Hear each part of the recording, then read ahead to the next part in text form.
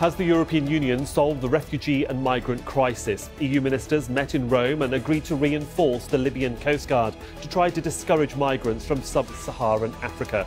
Governments also agreed to invest in African countries from where people are fleeing poverty. Will that stop the flow to Europe? This is Inside Story.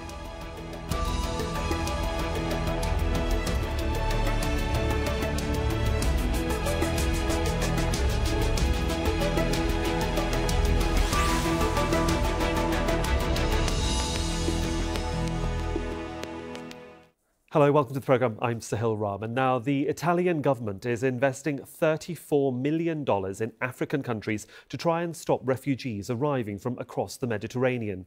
African and European foreign ministers met in Rome for a conference on the migration crisis. Some of the money will boost border controls in Libya, a people smuggling hotspot. For us to reduce the number of people that come here, we need to cut the number who reach Libya. So not just control Libya's northern border, the sea, but also greater control of its southern borders to cut the number that enter Libya. This is a crucial point I want to emphasise. It's a shift of our action more and more to the south. Well, let's bring in our guests now. Joining me from Geneva is Leonard Doyle from the Office of International Organization for Migration, which is a UN migration agency. In Berlin, we have Professor Wolfgang Renzsch, a political analyst from the University of Magdeburg. And in the Estonian capital, Tallinn, we have Claude Moraes, who's deputy leader of the European Parliamentary Labour Party from the UK. He's also written and spoken widely on the issue of immigration and migrants. Welcome, gentlemen, to all of you on this edition of Inside Story. Leonard Doyle, can I begin with you in Geneva? It seems that there is no end to this crisis and no obvious solution. People who come from conflict zones are looking for sanctuary. People who live in poverty or face discrimination are looking for a safe haven to live and work. Well, I think what we really have is not so much a crisis in Europe as a crisis of solidarity between Europe and the countries to the south, where there's an enormous income disparity, there's advancing climate change, and of course, there's the forced migration happening through wars and human rights abuses, and etc. What we're really seeing is the fruits of neglect of many, many years. And of course, the breakup or the lack of coherence of the Libyan state, which has made it open season for criminals to exploit migrants as if they're some cash crop, with appalling human consequences, which are somehow not really being taken into account as Europe gets itself into a kind of a lather about this from time to time. Claude Moraes, let me bring you in from Tallinn. Obviously, you discussed this issue at the highest political level in the European Union. What sort of a sea change, dare I say, have you seen in the discourse about what's going on in North Africa and how it's affecting Europe? Yeah, I mean, you gave me an introduction. I'm actually chair of the European Parliament's committee that deals with the refugee crisis, and we're dealing with this today in Tallinn and yesterday. And the problem is, as you've heard from your other guests, a problem of solidarity, but there is an acute new crisis relating to Libya, and that was the main order of business, because the collapsed state in Libya is now reaching such a brutal level, and we're now seeing such a terrible situation in the Mediterranean that is also impacting now on Italy in particular, that Italy is asking for solidarity. It is not getting solidarity. So the European Commission has come up with an action plan, and there is a real test going on in the European Union as to whether we have this new Dublin resolution, burden sharing. Really, it's responsibility sharing and not burden sharing. And that is not happening.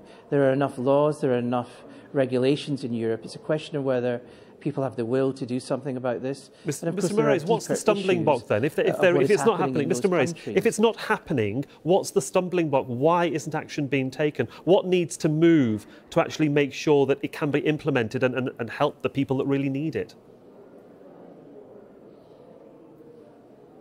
Well, it's not rocket science. Member states don't want to do. Certain member states don't want to move. They don't want to move on the legislation which unlocks the situation. That is the Dublin Convention, which is now the new Dublin situation. That is blocked. That would create responsibility sharing. Nobody wants to relocate. But even if we do relocation, Those countries that have been taking people, Germany, Sweden, they don't want to take any more. Those countries who don't take many refugees don't want to do it. So it's a question of member states not having solidarity within a European Union. It's also a question of emergency. You have unusual situations in Libya. We intervened in Libya as Western states, and now we are seeing a terrible situation. And we're also seeing a trafficking situation. Now, some of that in relation to Greece was dealt with the so-called Turkey deal, which has been hugely criticised by NGOs, and I have a lot of sympathy with that. May I come back to that? Now you ask me what is the situation here. It is a very simple question of lack of solidarity. Yeah, I don't mean to interrupt too much, because I do want to try and get all of our guests to be able to speak. And on that note, Wolfgang Renzsch in Berlin, sir, we look at Germany as having taken the largest number of refugees, certainly in the last 3 years, and certainly from Syria as one particular location, along with Sweden, other EU nations, as well as Canada, and a small amount going to the US. What is the conversation right now in Germany, considering that Germany's hosting the G20 and Angela Merkel is heading towards a general election in September, and immigration and migrants are a hot topic where you are? Well, from my point of view, I would say it's a moment. The refugee crisis is not a prime issue of the election campaign, because at least from the German perspective and from what we experience here at the moment, the crisis is not very severe. That is different, of course, when you look at to Italy. But at the moment in Germany, it is not so severe. But nevertheless, you do not know what will happen during the next months. And what we have learned from last elections is that the electorate reacts on short term, on changes, and the electorate, the results are rather violent, and therefore, you can't really say which affects the refugee crisis, in particular when it becomes more severe, will have on the general elections.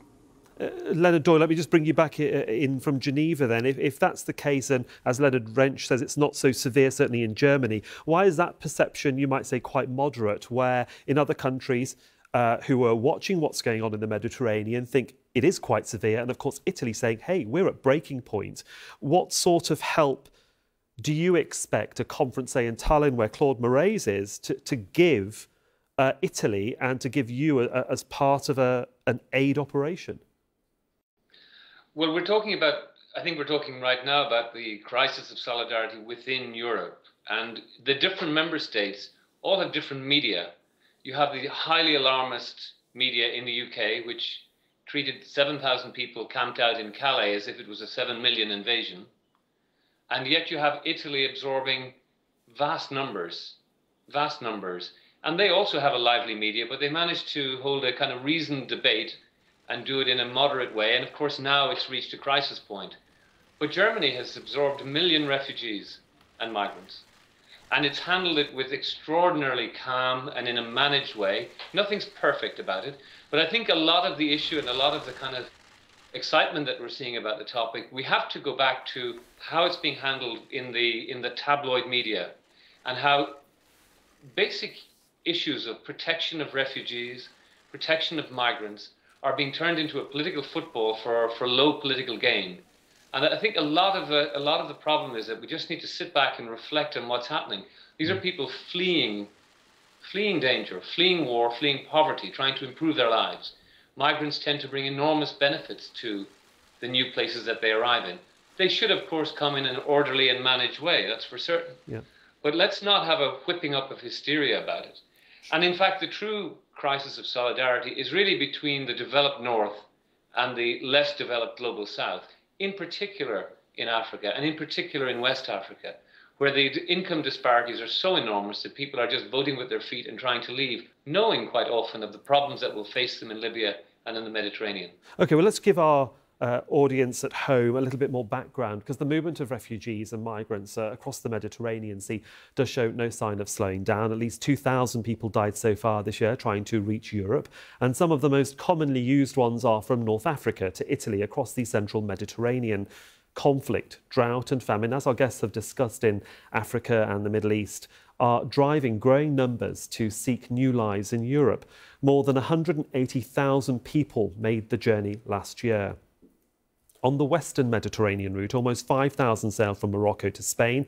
And then there's the eastern Mediterranean route from Turkey to Greece. Now, 170,000 people, mainly refugees, crossed last year, but there's been a dramatic drop in the number of dangerous journeys there after the EU and Turkey reached a deal, effectively shutting off the entry point to Europe. Claude Moraes in Tallinn. Some viewers watching this programme will wonder why the international community can't solve the problem at source. We look at the scenarios in Syria, Libya, maybe Afghanistan, and it's a very different situation for many people coming from, you might say, West Africa or Sub-Saharan Africa. Their reasons for moving are very different. How challenging is that for politicians to try and resolve? Well, I mean, you've heard the description, and I think in your programme you hear the answer to your question time and again. In Western countries, there is a resistance to numbers. In developing countries, the vast majority of refugees almost pour into neighbouring countries. If anyone has been to Lebanon, Jordan, they will understand where refugees and the majority of them are. They're in developing countries and in neighbouring countries. They're not in Western countries. And by the way, it's not just Europe. The United States is not doing very well on resettlement, on relocation and so on. So this is a Western problem with a global refugee crisis. And there is a resistance within the European Union between member states, and as you've heard earlier, an imbalance between member states. So Germany, Sweden, some other countries being more generous than others. And yes, there is populism, but there are some basic mechanics not working either. For example, we are going to have in the next few weeks an increased crisis in relation to Libya. By the way, there has been more humanitarian aid being pledged. But unless there is the political will within some member states, I mean, your other guest talked about tabloid newspapers. It's not going to just be a question of the United Kingdom. Most EU member states, unless they do something about Libya, and if they leave Italy alone, we are going to have a monumental problem in the Mediterranean of hundreds of lives lost every week. So that is the part of summer we are coming to. Right. And we had this situation also in Turkey. So for your viewers, they will be very familiar with this if they're watching Al Jazeera, so they will know about this. But we have to do this emergency situation, and then we also have to understand the deeper problems, and they are very deep problems: Sub-Saharan Africa, imbalances, and also, yes, populism in the European Union. These are all part of a patchwork which is actually getting slightly worse, not slightly better. That's fine. Let me bring in Wolfgang Renzsch here, because if I just go back to 2015, the German Chancellor Angela Merkel, and I'm quoting here, said in mid-August that she thought that the refugee crisis will preoccupy Europe as much as the Greek financial crisis, and identified the whole issue of migration and asylum as the next major European project. That was 3 years ago. Again, is that the way the discourse is moving in Germany? You say it's not a major election issue, but do you think it will be a major election issue? Well, it depends what happens in the next 2.5 months.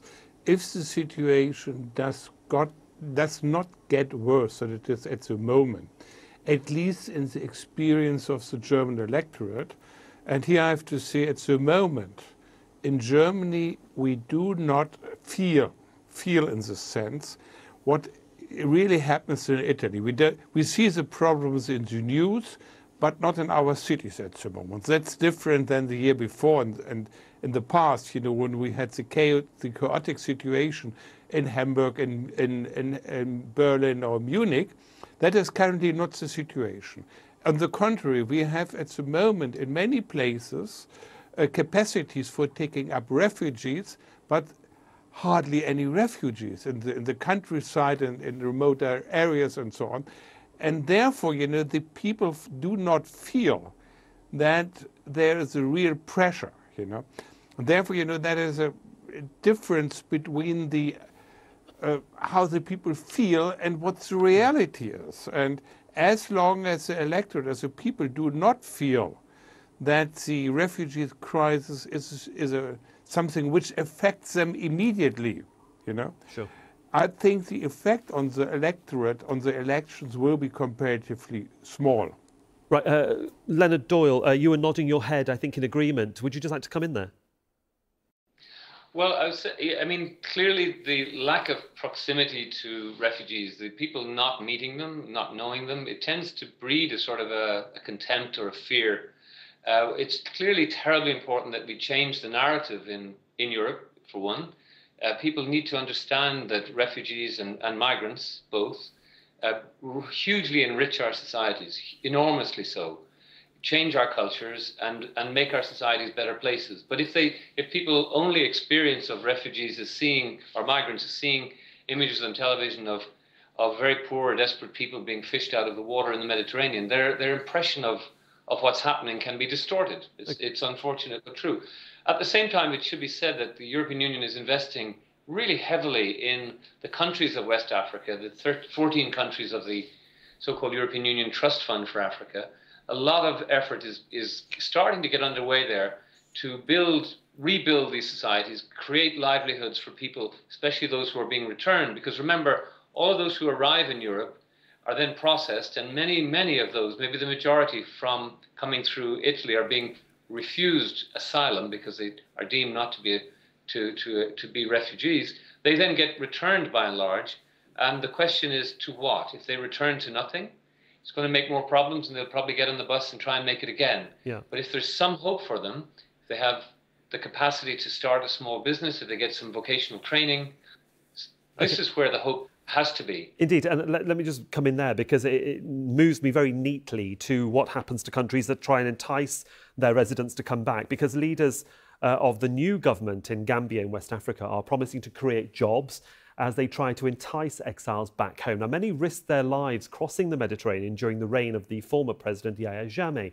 Now, he's gone, but despite the end of the political crisis, Gambians continue to leave, as Nicholas Hack reports from the capital, Banjul. It's a journey that didn't quite go as planned. Last summer, Sambu traveled across the Sahara Desert to get to Libya. On his way, he saw bodies of other migrants like him, rotting in the sun.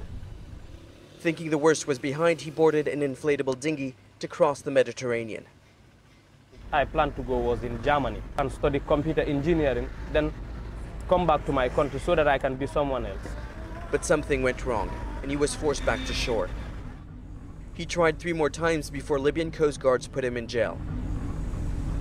Sambu waited for months before his family could gather the $1,500 Libyans asked for to set him free. There he says he saw detained migrants die of diseases and of the wounds from the beatings they received. More difficult than this journey is getting an actual legal visa. European countries rarely grant travel documents to Africans unless they're wealthy and well-connected. Sambu will now drive this taxi for years in order to pay back the money raised for his failed journey. Since the end of former President Yahya Jammeh's 23-year rule, 800 Gambians were repatriated. Most, like Sambu, were detained in Libya. The new government called on people who left to come back home, promising jobs and development. This has not stopped Gambians from taking what they call the back way to Europe.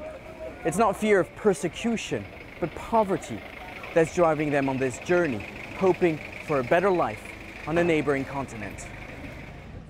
This year so far, more than 100,000 migrants have made it to Europe, mostly through Italy. European policy on migration, I think, especially on frontline nations, we've seen them doing great things, actually, thereby patrolling the Mediterranean in conducting rescue missions that will save lives. But this has a cost, which Italians are no longer willing to pay for alone.